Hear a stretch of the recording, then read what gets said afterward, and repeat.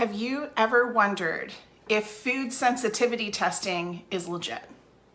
You may be thinking, I gotta figure out what foods are causing my constipation, my bloating, my gas, my abdominal pain, maybe even acid reflux, and you're on this mission because what you're finding is you eat and you're having these very real reactions. But the problem is that you eat something one day and you feel totally fine, and then you eat it the next day and you look like you're 9 months pregnant.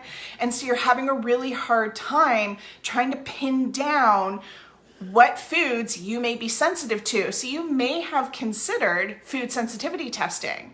And so today I want to talk to you about food sensitivity testing and see, does it make sense for you? I'm actually going to be diving into 3 reasons why food sensitivity testing is probably going to be problematic for you. So let's dive in. And I'm also going to talk about at the very end certain testing that you actually may like to consider that's going to give you some better data to be able to work with. So let's dive into food sensitivity testing. How does food sensitivity testing even work? Well, food sensitivity testing, most of them are running off of what we call an IgG response. So this is not looking for allergic response. We're looking for, is this person sensitive to this food? And the premise behind it is essentially what we're looking for is the body reacting to this food, okay? Now, when you do food sensitivity testing, depending on the test that you would do, it could be anything from fruits and vegetables to meats to carbohydrates. Some of them will even test spices.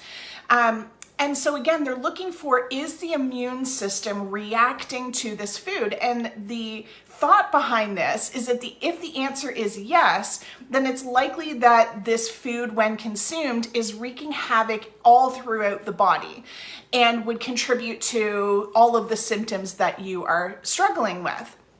However, there are some big flaws in food sensitivity testing that we really have to consider. Now, if you chose to do food sensitivity testing, there are some that are better than others, but if this is the first test that you're considering doing, I'm going to say, hold on now, hold your horses.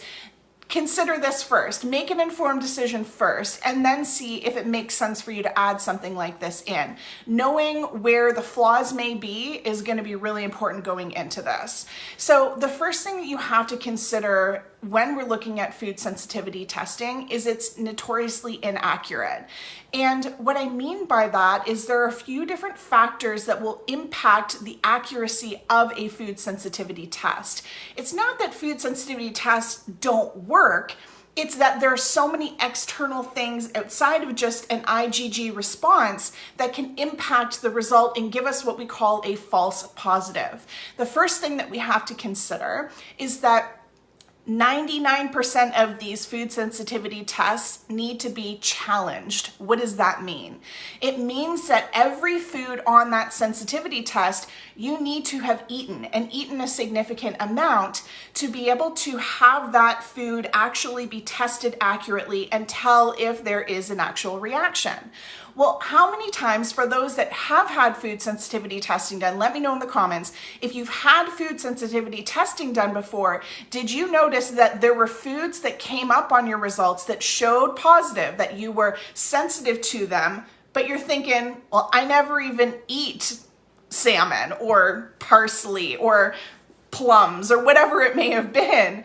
That is because we're getting a false positive result. Again, you have to have eaten these foods and eaten them in excess to be able to get a proper read on where that food actually stands with your immune system. So that's the first thing that commonly causes inaccurate results. The second thing that we have to keep in mind is that when we see a whole bunch of food sensitivities popping up, really all this is an indicator of is leaky gut.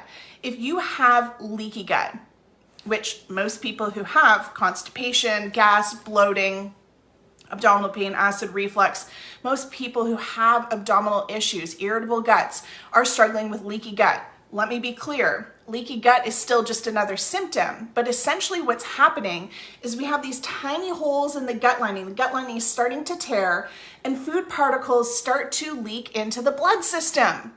That's a problem. We're not meant to have food particles in our blood system. This is one of the reasons why the immune system will then start to attack these foods. It'll look at, hey, broccoli, what are you doing in my blood? You're not supposed to be here. And that's when the immune system starts to attack these foods and we get an immune response. So is it that you have a food sensitivity or do you have leaky gut? And this is another reason why, food sensitivity testing doesn't really help us, because you're going to go take these foods out, but it doesn't actually correct a larger problem, which is leaky gut. The third thing that you have to keep in mind when we're looking at the inaccuracy of food sensitivity testing is that if we just take a step back for a moment and we just common sense this out, all right? If you have an irritable gut, no matter what your symptoms are, listen, there's something wrong inside your gut. Your gut is not working properly. I think you'll agree with me, right? And so it's probably fair to assume that your gut is struggling to break down foods, right? It's struggling to process and absorb nutrients. And so the whole system is already kind of thrown off. So when we do a food sensitivity test, it makes sense that your immune system, your gut, all these things are reacting. So we're not able to get a true read on if there's a sensitivity, because there are so many other reasons within a compromised gut that could create that false result. So we talked about leaky gut. We talked about, needing to challenge the foods, but we also might have gut infections that are actually causing reactions when you go to consume a food. The state of the gut is so out of whack, you're not going to get a true reading on what is a food sensitivity. Okay. So this is just point number one. The likelihood of getting an inaccurate result is quite high, and it can lead you down the wrong path, okay? Now, let's talk about the second reason why food sensitivity may be problematic, and you might want to consider these things before purchasing a food sensitivity test, okay? The second thing is that it is simply going to create more food fear and food restriction, but not create more results for you, okay? I can say this confidently because I've worked with over 1,000 people inside our Love and Trust Your Guts program over the last almost decade. And the number one thing outside of gut symptoms and irritable guts and, the damage, deficiencies, and infections that we have to fix inside someone's gut, the number one thing next to that we have to work on is relationship with food. Because most people, when they're trying to fix their guts, they go down the path of restriction and elimination. They're doing low FODMAP and GAPS diet and keto and all these different paleo. They're trying all of these different food diets of taking out foods, trying to find what food is the problem, that now they have so many food rules and food fears that they're actually restricting themselves of whole healthy foods that they need to be able to heal. And this is a whole other game now, because now we're not just trying to fix the gut, we have to fix an emotional imbalance. And this is where it gets really sticky, right? Really, really sticky. And so we don't want to add any more to our relationship with food and complicate it, because the truth of the matter is you don't need to take foods out to fix your gut. Okay, now I know that sounds like a bold ass statement. You do not need to take foods out to fix your gut, assuming you're not eating processed Big Macs and stuff like that, right? But again, the clients that tend to work with us, they've been in this gut stuff, these symptoms for so long, they don't have the luxury of living off of all this processed food. They tend to be eating relatively clean, and their problem is now they're taking out whole healthy foods like garlic and onions and restricting vegetables, and now they've taken out carbs, and it's just a slippery slope. So we have to also keep in mind your mental health through this. Okay, the third thing that we really need to look at when assessing food sensitivities is they don't tell us why the testing. The food sensitivity tests don't tell us why you have these symptoms. It also doesn't tell us, if you do have food sensitivities popping up, why is your body potentially reacting to these foods? So what it really is just another diagnostic test that tends to be inaccurate, that is going to just tell us more symptoms. let's just say for a moment that the food sensitivity results are accurate. It still doesn't tell us why you're having these results. So why is it that the body, the immune system, is reacting to these foods?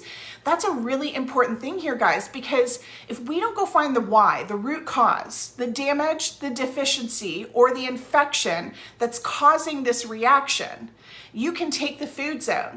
But what you're gonna find is you may get temporary relief, but your symptoms always seem to come back.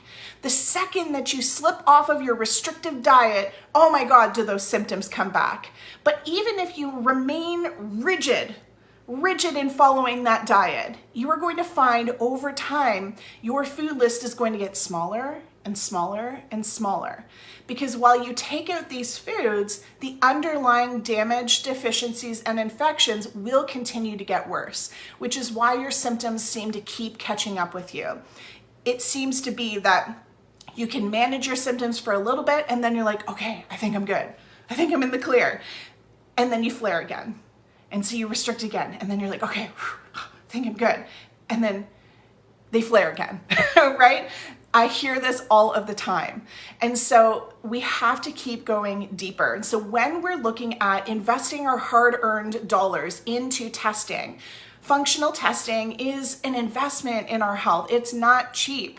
And so I always like to be really mindful and say, hey, listen, let's not spend that on a food sensitivity test, especially right at the beginning, because it's not going to tell us why you have these symptoms, and it's not going to tell us what we need to do to fix your gut. Instead, let's look at testing that's going to help us identify the damage, deficiencies, and infections. Say it with me one more time. The damage. What damage is going on inside your gut? The deficiencies, right? And the infections.